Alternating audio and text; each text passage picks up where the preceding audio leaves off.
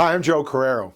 You know, we can argue all we want about how the federal government is spending the stimulus money on government programs such as Medicaid and unemployment without stimulating the economy. But it's hard to argue that those monies spent on education won't provide stimulus for the future. You would think. While the federal government is spending stimulus money at the rate of $196 million an hour, some of that is going to such job stimulations as $233,000 to the University of California at San Diego to study why Africans vote, creating 12 jobs, with 7 of those going to Africans in Africa.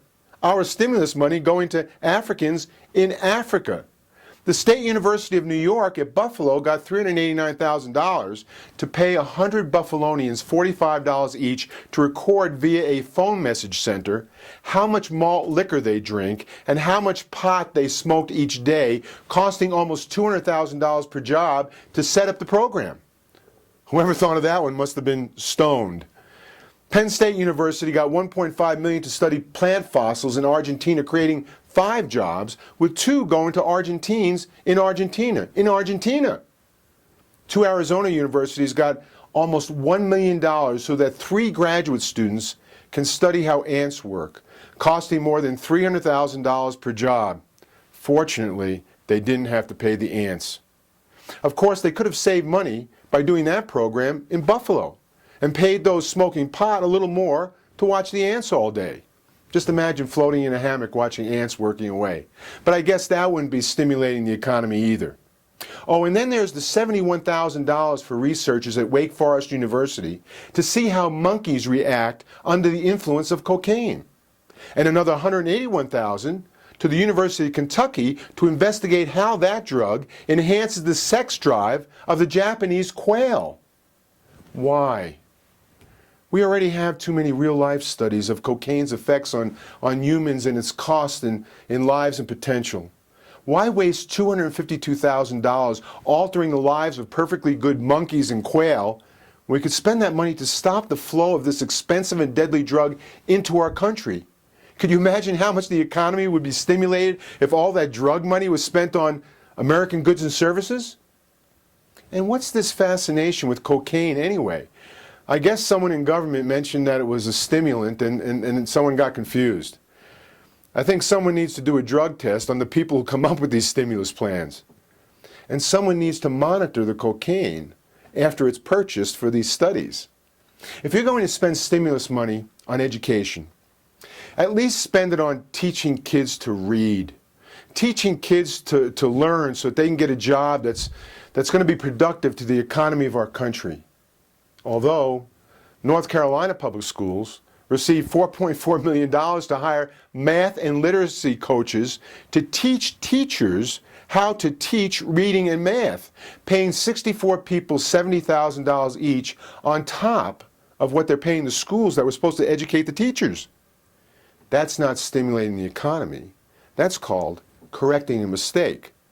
And now more stimulus money is going to education to pay teachers' salaries in many failing school districts and systems so that they don't lay off teachers, rather than cut back on administrators or cut the salaries of low-performing teachers. And how exactly does that relate to stimulating the economy?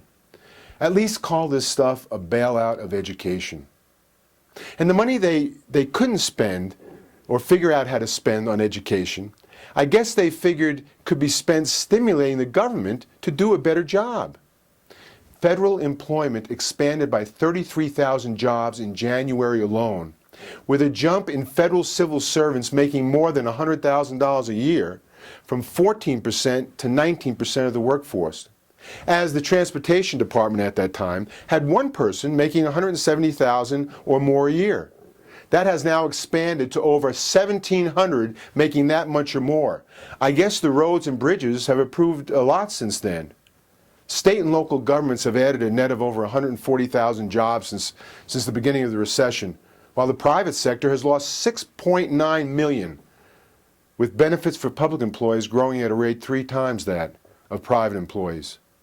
And these government jobs aren't the typical jobs that provide the public with needed services like paving roads or protecting the public. This is an expansion of high-end, high-paying administrative jobs. And in case you haven't noticed, it doesn't matter whether Republicans or Democrats get elected to these local positions of mayors and councilors. They will reward their supporters with these overcompensated jobs while cutting needed public services. These are just a few examples of overspending on wasteful projects and people to stimulate everything but the economy. That means your money, our money, and your children's future money is being flushed down a toilet as waste, while we're being told that the government needs to spend our money to create jobs. Well, it's your money, and you need to demand to know how it's being spent. Of course, they never expect us to ask.